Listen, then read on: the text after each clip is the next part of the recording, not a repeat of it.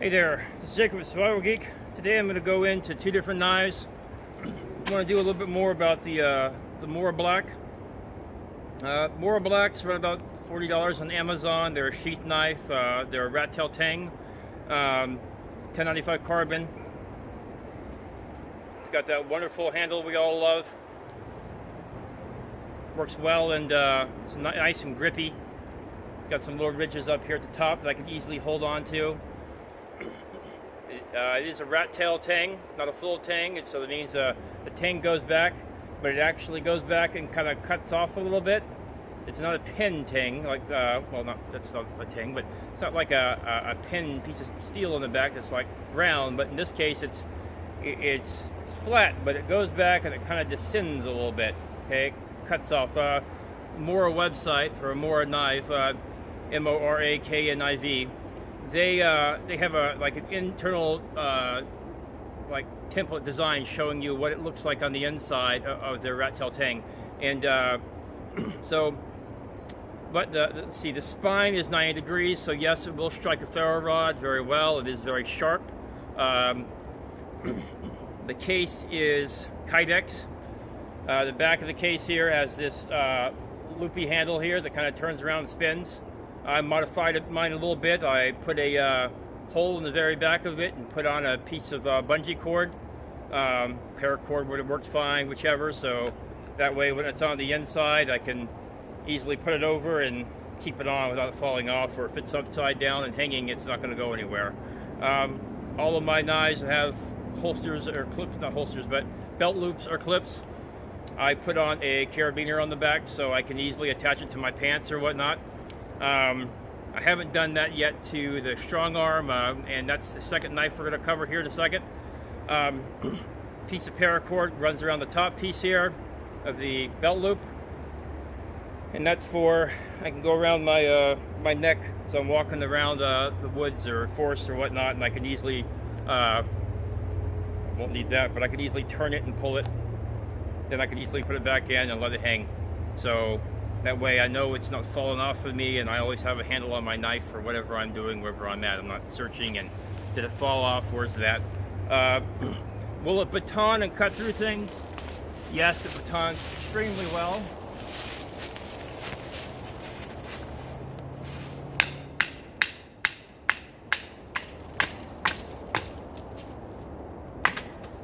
Just because it has a rat tail tang doesn't mean it's not going to baton. You get too many reviews out there, people out there that don't really know what they're talking about, don't own the knife, and will say anything bad about it just to give it a bad record or a bad name. The tip isn't even touched yet, and I've been smacking on it. I'm actually just hitting the tip right now of the knife. I'm trying to get the tip to break. Over and over. It's causing havoc here, but it's not actually breaking.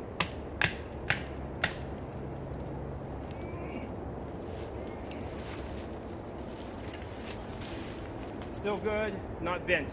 Works well.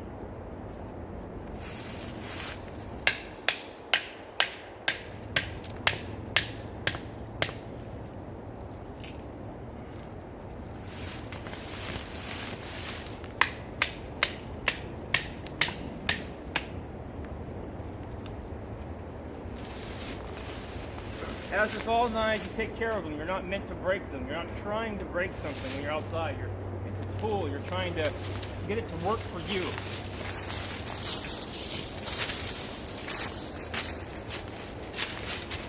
And a little bit of a rotten tree there. Looks like a sinkhole. As far as processing, I have my knife either up against my knee, against my thigh, against my side, and I am pulling the tree towards me to process.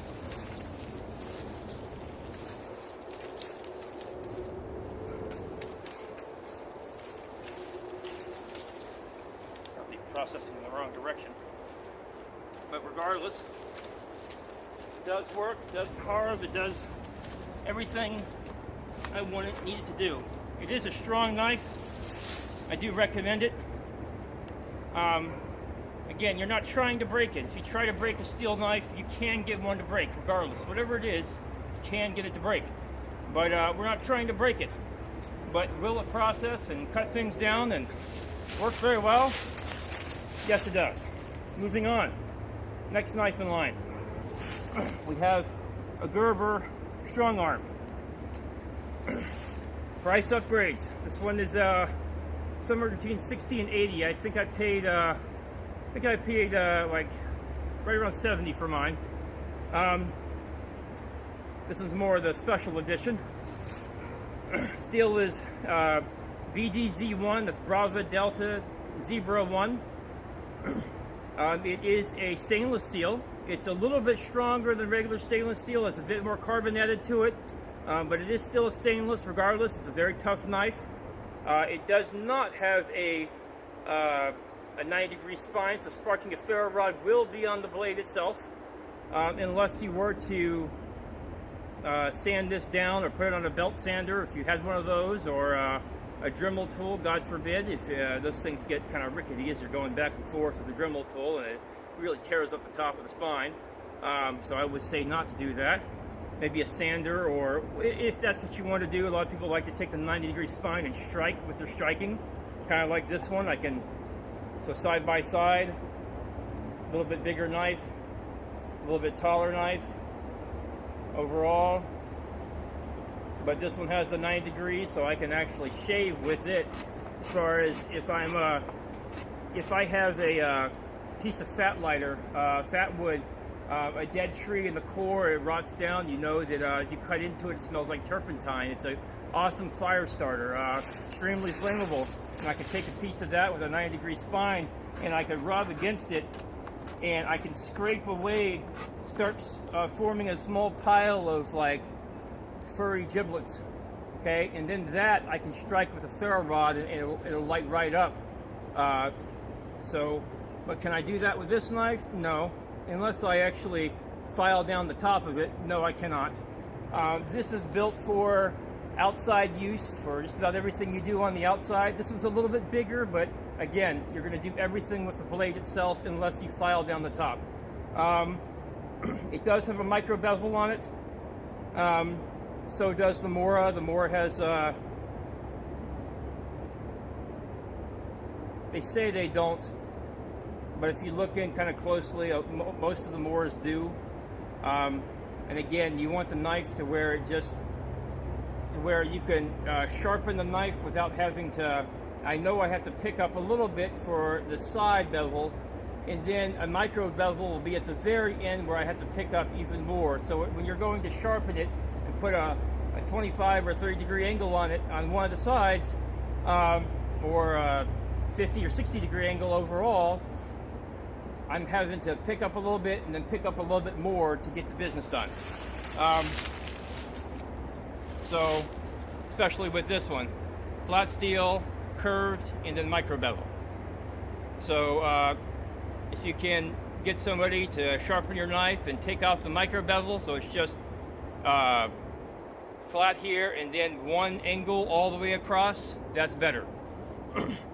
Full tang on this one. It's got the grip to it, has it's almost like the scale of a dinosaur almost. It's pointy and kind of sharp on the hand a bit.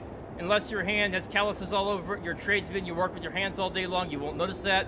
You have softer hands, you IT guy, a doctor or whatnot, and you're going on that camping trip with your son or Boy Scouts or out with your friends, whatever, and you've got that knife, you pick it up, you squeeze it in your hands, and you're like, ow! Because it'll literally, it feels like points are like digging into your hand, you know, it makes like a waffle in your hand. Don't go with that with the Mora. I like them both. I'm not swinging towards the Mora to this. I carry this one all the time on me. I carried this one all the time in the past. Regardless, they're both decent knives for what they are. The back of here, I don't have a hammer in, so if I knock in glass, if I'm ever going to break a window in a car, I can do it with this one, but I can't do it with this one. That's not in the design. As far as the grip and the handle and holding it overall, I always love the Moras. It's got that thumb piece here. I can put index finger piece here. Then my fingers just line right up and click right into place. I love that. I love the grip. I love the feel of it. And then it's got some ridges here on the end for my hand to go in. the back part of my palm of my hand, and then my thumb I can press here, so when I'm cutting I have that extra bit of grip. Here I have really, I can put my finger here, if you want to call that what that is, and then this bubbles up here, so my hands kind of bubble over it, but there's nowhere on the back here. My finger kind of just, my hands just kind of ride however they go. So one thing to stick into consideration when you're looking at knives is look at your fingers. I have small fingers. So when it's a gun, when it's knives, I have small fingers. So wrapping my fingers around something, if it's a gun, it's single stacked. If it's a knife, I want my fingers to be able to wrap around it and it to work well for me. If it's too big, they're not going to wrap around well. I'm working outside with something, it's going to be difficult. It doesn't feel too natural to me. This is a tough knife. I've batoned with this one in a previous video. I cut down a tree with it. This will go through a tree regardless. You can kind of see here it's a smaller tree, but I was trying to save time without spending 10 minutes going through a tree. If you're shaving the tree, it'll go right through things. You're batoning wood to cut a fire hole, to cut a fire pits. Great fire build setups. Feeding the fire, these work great. Again, striking ferro rods to light things on fire. This one works well. It's already built like that. The rest of the Moras that you buy from the some of the professional series that have the blue handle or the white handles, they don't have the ground down spine for a purpose. They're built for tradesmen that don't require that particular functionality to scratch a ferro rod. Mora says that. That's why they make them so they're not ground down. But if you're looking for a ground down spine, the Mora Black, that's what you're looking for. 1095 carbon steel, very, very strong. It will rust unless you keep it oiled. I use mineral oil on mine. Mineral oil in large quantities is a laxative, but in small quantities as a glaze, it is edible. It's not going to kill you. It's not going to hurt you. It is food grade. It will prevent your stuff from rusting. But you can use whatever you prefer to use this oil. You will have to oil it regardless. I would recommend oiling stainless steel. It's not going to rust as quickly, but it can rust, period. Just because it's stainless doesn't mean it's not going to rust. So, again, they're neat little knives. The case on this one here, it comes with a few different functions to it. It comes with a clip on the back that lets you attach it to your belt loop of your pants.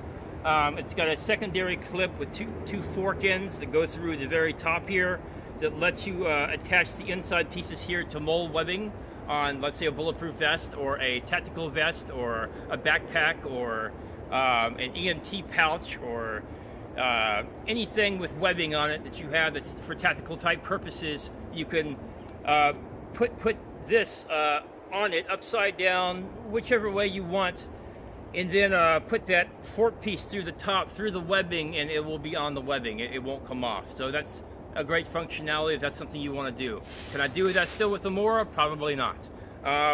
You're left with a Kydex case. It can go in other cases, so you may have that functionality with other cases.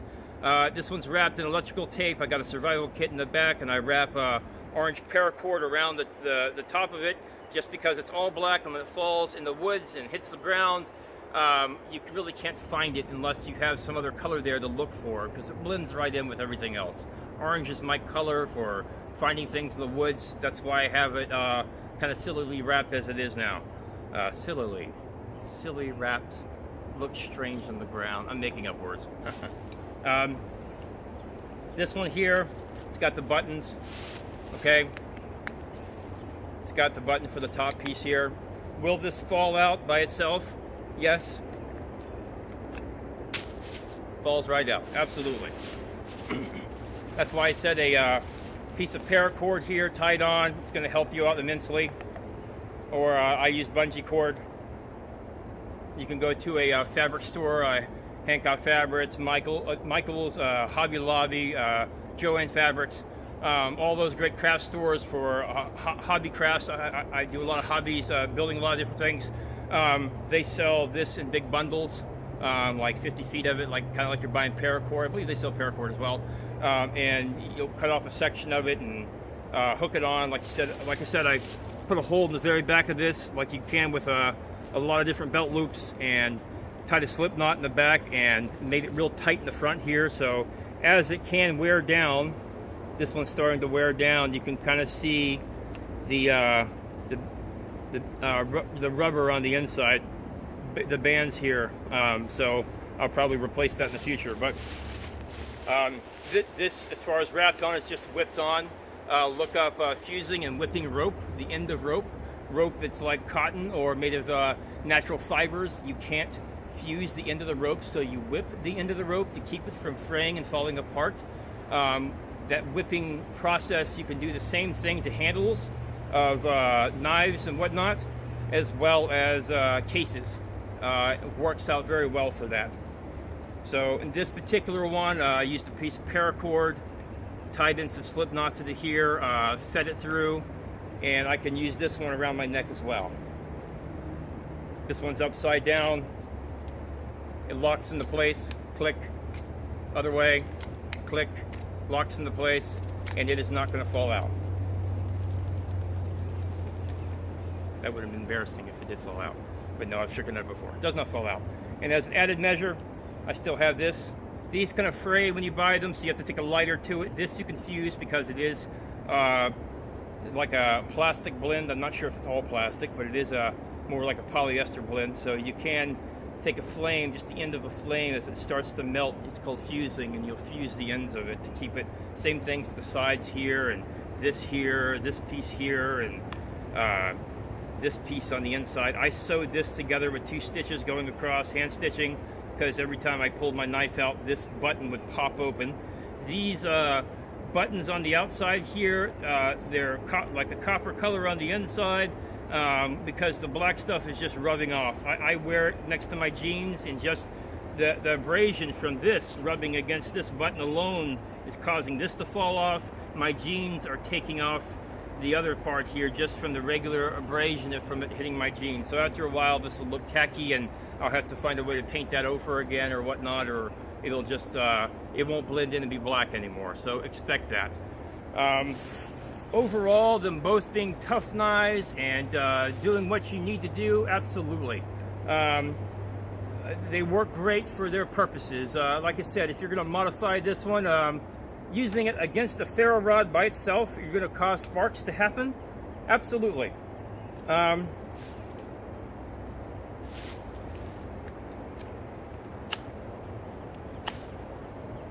Hello, sparks.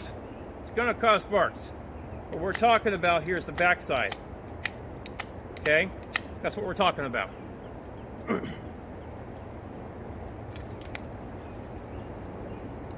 The Mora.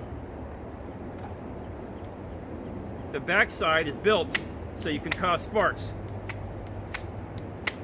See that? Even up to the tip here, I can still cause sparks. So you get a lot of people like to grind their spine down in the back of the knife, and that's what they're talking about. They grind it down so they can spark a ferro rod with it, like the Mora. Mora Black or the Gerber Strongarm. Gerber's produced a lot of products over the years that I don't really have liked. The whole Bear Grylls series, if you test any of those knives or a lot of their products, they're cheaply made. Guy does a survival show and sleeps in a hotel every single night. Doesn't really stick to what he does and everything. You know, that's Bear Grylls. I'm not gonna start ruining other people's shows or whatnot, whatever they want to do. But as far as the products are concerned, a lot of the knives and things are reviewed by lots of people going through torture tests with them, and just like mere simple things that cause them to break. They just weren't that good quality overall. So as far as quality goes, for me, these are decent quality, but for what you're going to use them for and everything. Don't know if I said before, the ferro rods that I use are called Bayite, B-A-Y-I-T-E. You can find them on Amazon. This is I think they're 3/8 inch one. A lot of them all come with holes drilled through. They even have the small ones built for paracord necklaces. Those come 6 to a pack. These come 3 to a pack, the 3/8 inch ones. And they even sell the really, really big ones, if that's what you prefer. To me, it's size and weight, and I just wanted to add something onto the side of this just in case I needed it for future use, whichever. So, again, thanks for joining me. Like I said, I just wanted to go over both of these. Let's see here real quickly. Here with me. I will put this down before it gets too dark.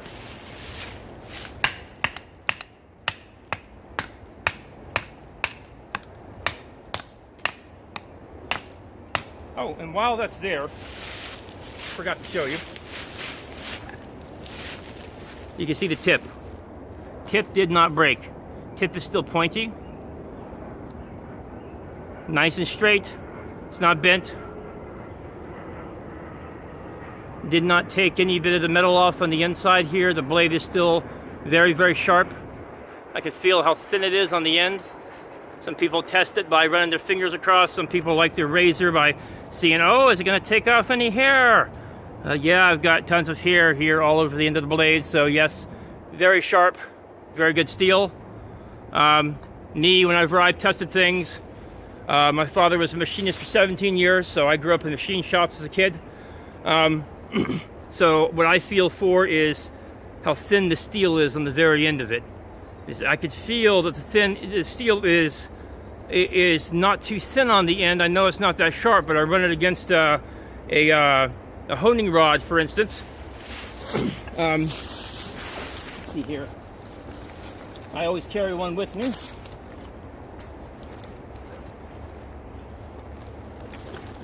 So we either talk about leather strops. It's a nice strop. I have a polishing compound I embed in my strops. I rub it on real good. Like this is a number 5 from Sears. It's a white polishing compound. Jeweler's Rouge works, like the red. So I either use a strop or I use a ceramic rod as a hone. So I can go back over it. Either way, ceramic is harder than steel, so ceramic, you can sharpen steel on ceramic. This is a longer rod. They sell them half this size on Amazon. I can make the links available at a later time if you'd like to see them, but they're not very expensive. I think these are like 12 or 13. The smaller ones are like under 10. Great for survival kits or what to bring with you. Okay.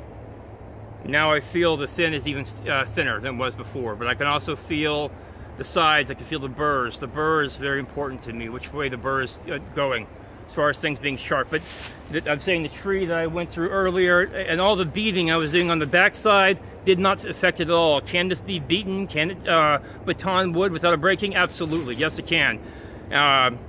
And again, I was hitting the tip, trying to get the tip to break like you're beating on 440A or 440B steel, and you can break right through it. This one, not so much.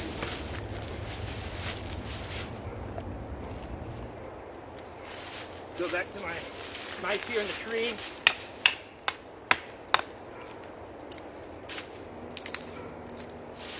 Again, I did another video where I was cutting through a tree, peeled it apart like a banana.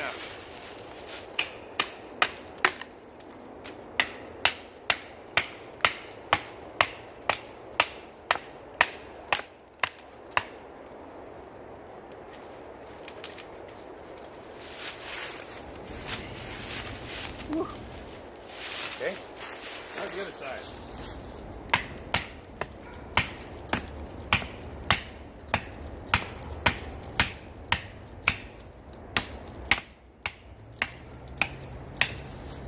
There you go.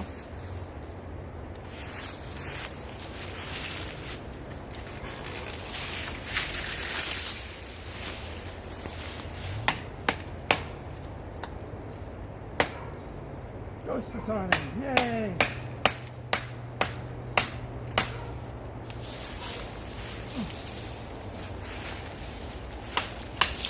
There you go. How's the steel look? That's all beat the. You come. Again, the tip is fine. Tip is still razor sharp. I could draw blood with it if I wanted to. Don't really want to cut my finger right now for a demo. The blade, the steel is fine. There's no chips or breaks in the steel at all.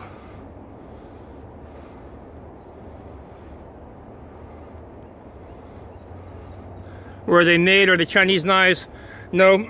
Mora is from Mora, Sweden. They are made in Sweden, not made in China. Gerber, As you can see that, it says made in USA, made in Portland, Oregon.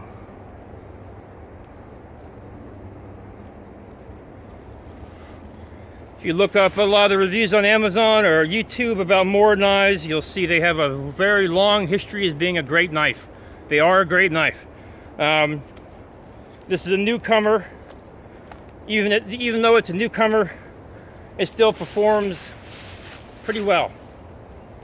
Again, I'm not too fond with the back of the spine here, but then again, if I was doing heavy camping, I would probably grind mine down a little bit, especially just the top here.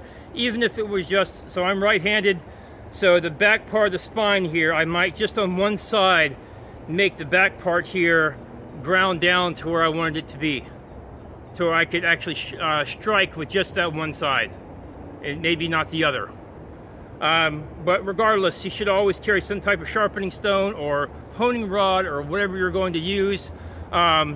The Lansky Blade Medics or the Lansky Quadsharps, both of those have built-in honing rods, and they also have carbide cutters built inside. The Quadsharp has 4 angles, 17, 20, 25, and 30. They're marked. That's one angle on one side, but they are going to pre-cut the knife back to where it needs to be if it's chipped or whatnot. Pre-cut the bevel on the blade, getting it where it needs to be, and then the hone you can use to re-hone the blade and get it where it needs to be again. It's all about skill. Skill comes with practice. Practice comes with you buying a knife and trying it out. Get you a cheap $10 knife, a Mora knife, a 511, or some of the other basic ones, and practice, practice, practice. Sharpen it, make it dull again, sharpen it, make it dull again, sharpen it, make it dull again. And you know, that's where it comes with the practice. Start on a stone and work your way up. You don't have a stone though in the woods, these work great. The Lanskys, I'm not too fond of Smiths, but the Lanskys I love. So that's my review. Again, between these two, nice locks in place. But regardless, I still use that. They work well. This one, if I'm having this one on my belt, one of the things I love about this doesn't do, is when it's on my belt,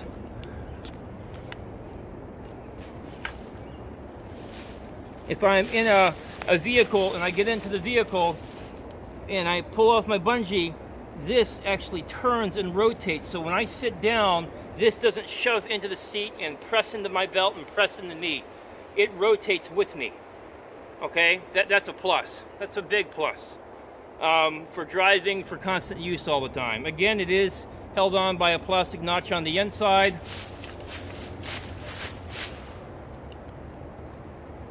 Here's the inside, if you can see it. So it'll do 360 and just sit there and rotate. It's not getting tangled up on the inside. Only my rope is. So when you're pulling it back out of the Mora, it's got some notches here on the very top. Grab the notches, and you can push on the notches to help you pull it out if that's necessary for you to getting it back out. As far as locking it goes in place, it does have a few notches on the inside here I can feel, but they are made of plastic, and maybe when you first buy it, it holds in a lot better, but over time those notches do wear out and it will fall away. So again, small hole here on the back side, and whatever kind of cord you want to use to hold around the side, or maybe even 2 pieces of webbing hooked together on the inside, like polyester webbing with a snap on the front, kind of like this other guy is, because that's how this one is. This one's just this one's sewn on. I've got 2 sets of stitches here on the back, and it's actually sewn right on. So you can kind of do the same thing as you wanted to, have another piece like this. The buttons and snaps you can find from Walmart in the sewing section.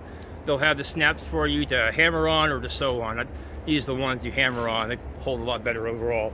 But either way, great knives, and thanks for sticking around with me, and I'll catch you guys in the next video.